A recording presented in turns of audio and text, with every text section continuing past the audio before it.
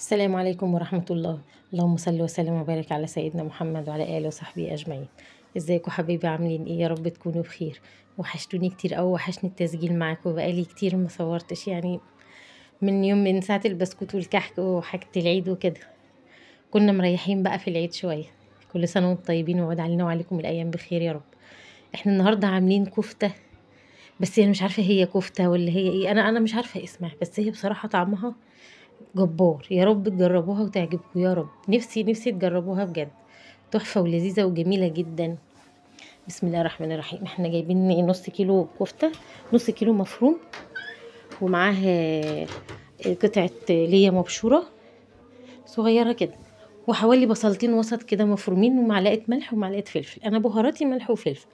البهارات الكفتة والحاجات التانية الزيادة دي يعني مش لينا طلب عليها قوي، او بحس انها بتغير من طعم الحاجة الاساسي.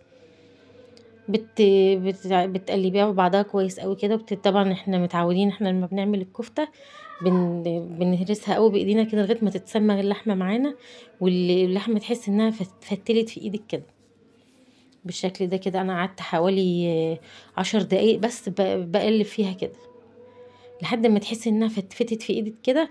كده بتبقى اللحمه خلاص بقى كده اتسمغت معاكي، وتقدري بقى ان انت ايه تشكليها بالشكل اللي انت عايزاه. ربنا يحسن ما بين ايدينا يا رب، ويا رب الوصفه تعجبكم والله. هي انا تاني مره اعملها بصراحه، هي لذيذه قوي وجميله، وهي بصراحه من اختراع حماتي، ربنا يديها الصحه يعني. هي قالتها لي وانا جربتها مره، ما رضيتش اصورها بصراحه، بس لما عجبتني ولقيت طعمها حلو قوي صورتها تاني. ان شاء الله تعجبكم قوي، ولو عجبتكم ما تنسونيش في اللايك والشير وكومنت حلو كده منكم. او بس كل الفتره دي انا ما جريتش والله، كل الفتره دي انا بدعك فيها كأنك بتعجنيها كده اهي. بصي لحد ما فتلت بقى كده معانا، وتحسي انها قطعت كده. بتصبعيها بقى صوابع، تعمليها كور بالشكل اللي يعجبك يعني. هي عامة بكل الاشكال النتيجة واحدة، بس انا عشان انا مش عاملاها في صينية في الفرن، فهي ايه، فضلت ان انا اعملها دواير كده احسن. اهي بالشكل ده كده بندخلها التلاجة بقى حوالي نص ساعة او ساعة لغاية ما تتشمع معانا شوية. وبعد كده بقى بنجيب طاسة حلوة كده على النار، تحطي فيها معلقة سمنة بلدي وسنة زيت عشان السمنة بس متحرقش معانا، وتسخن معاكي لغاية ما تسيح كده، وتسخن معاكي عشان تدي صدمة للكفتة بتاعتك. اهو بالشكل ده كده. والله كانت لذيذة، على قد ما هي بسيطة وسهلة على قد ما هي جميلة وطعمها حلو قوي، وعاجبة ولادي على فكرة. مع اني يعني ما عملتهاش قبل كده كتير، بس هي لما عجبتني قلت اصورها معاكم. تنزلي بقى بالكفتة فيها كده، او بالكور اللحم، كرات اللحم، ممكن نسميها كرات اللحم، اسم حلو، بس انا مش عارفة برضو هي اسمها ايه. هي اهم حاجة طعمها حلو، الاسم مش هيختلف، كل واحد يسميها بالشكل اللي يعجبه. انتي طبعا بتحطي الكفتة او كرات اللحم. احنا نفضل طول الفيديو نتكلم على اسمها، مش هنتكلم عليها هي. بتحطيها بقى كده على نار عالية عشان تاخد صدمة معاكي بالشكل ده كده. هي معروف طبعا اللحمة لما بتنزل في اي حاجة بتكش سيكة كده، فهي ايه يعني، انا تقريبا حطيت الباقي فوق بعضه. فبعد ما نزلت ميتها او السوائل بتاعتها وبتاعت البصل، تحس ان هي بقت ايه كلها بسوا بعضها يعني خدت براحة في الطاسة. ده هنا بقى انا بحط الباقي فوق بعضيه اهوت. هي بعد ما بتسخن كويس قوي بتنزل ميتها. هي ما بتسخن معايا كده، انا كده سايباها على نار هاديه، على نار متوسطه مش هاديه قوي. نزلت بقى ميتها بالشكل ده كده اهي. بتقومي جايه موطيه النار بقى معاكي، تهدي النار عليها شويه لحد ما تقوم جايه شاربه الميه دي تاني، ويبقى فاضل معاكي الإدام بتاعها اللي انت اصلا حطيتيه في الاول. ده غير الليه والدهون اللي جوه اللحمه نفسها. بينزل معاكي بقى صوص حلوة كده في الصينية، في الطاسة او في الصينية بتاعتك ايا كان كنت بتعملي فيه ايه. يا ريت بقى لو عجبتكم ما تنسونيش في اللايك والاشتراك والكومنت، اهم حاجة اللايك عشان هي فعلا تستاهل لايك. هنا بقى كانت شربت الإدام بتاع السوائل بتاعتها كلها، ومبقاش فيها غير الإدام بتاعها بس. بنقلها بقى، بنشيل الكفتة نفسها أو الكرات اللحم برضو بنشيلها كده منها، وبسيب الإدام بس في الطاسة. بشيلها كده، بحطها في طبق لوحدها، وبتسيب الإدام في الطاسة. بتعملي عليه بقى صوص تاني تحفة بقى. هو ده الشغل كله بقى.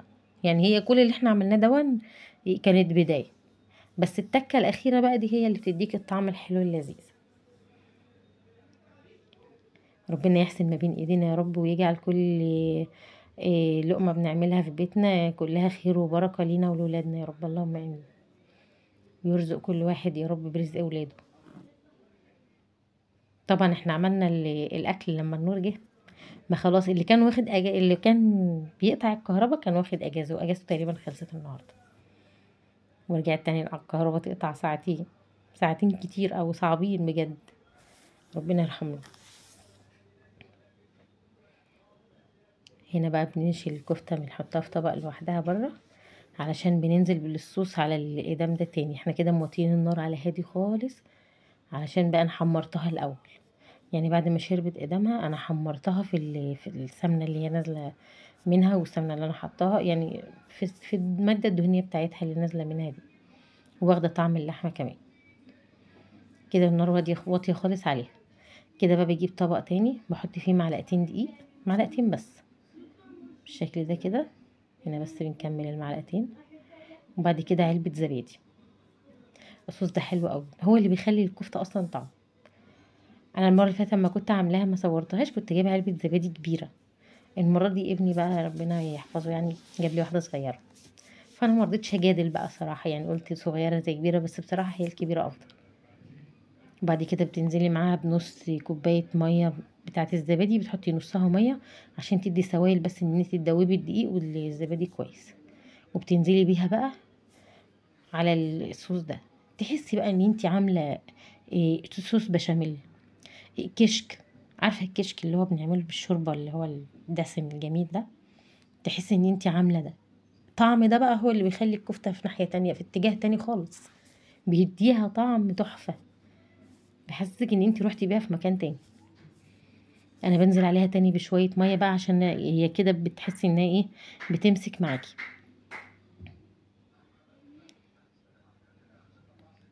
اهي كده بتحسي انها ايه، بتمسك معاكي شويه. انا معلش مني بصور وانا ماسكه اصلا التليفون وكده، ف متأيدة شويه معاها بس. هنا بقى اجيب شويه ميه صغيرين، وانزل بيهم على الخلطه دي. انا مش عارفه اسميها ايه، بس انا مش مهم عندي اسمها، انا المهم طعمها. تنزلي بقى بالميه عليها كده، وتحاولي تدوبيها او تشربي الميه في الصوص او الكريمه اللي انتي عاملاها دي. والله انا حسيت ان انا عامله كشك، مش عامله صوص كريمه او حاجه زي كده. والله طعمه حلو قوي. يعني ارمي الكفته وخليكي في الطاسه دي بس. والله من جمالها تحسي انت عايزه ترمي الكفته على جنب وتخليكي في الطاسه دي. ولو انت مستعجله والله العظيم ما بتاخد في ايدك ايه 10 دقايق. جنبيها بقى عملنا شويه مكرونه سلطه، مش عايزه تعملي مكرونه اعملي سلطه خضراء، سلطه طحينه، عيش بلدي، ممكن تعمليها سندوتشات. انا بصراحه مش تقول على المكرونه قوي، بس كان لازم اعمل مكرونه عشان الولاد وكده. تحفه تحفه. ربنا يكرم ويبارك صاحب الفكره الصراحه، ربنا يكرمه ويبارك له.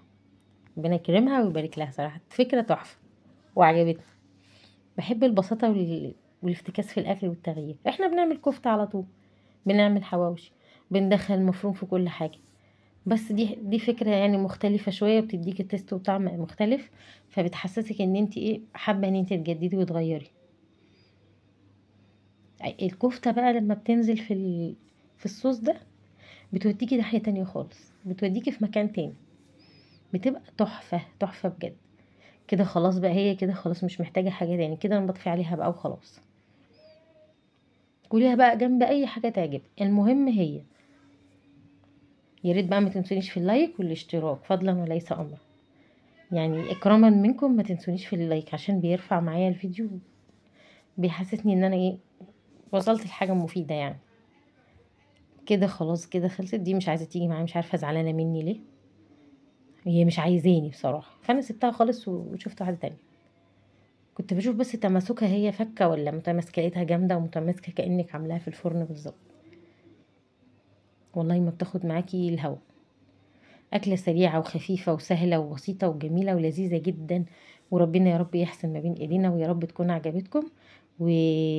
وما تنسونيش بقى في اللايك والاشتراك، وفضلا وليس امر. واللي يعجبه منها ويجربها يا ريت يا ريت يجربها، يقول لي كومنت حلو كده يبسطني ويفرحني. ربنا يحسن ما بين ايدينا جميعا يا رب.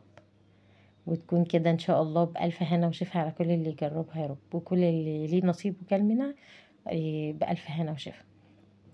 هنا كنت بوريكم ان انا عملت جنبها مكرونه وسلطه وفي بطاطس وكده، بس برضه يعني حاجات بسيطه كده. بألف هنا يا رب. يا ريت بقى ما تنسونيش في اللايك. باي باي، مع السلامه.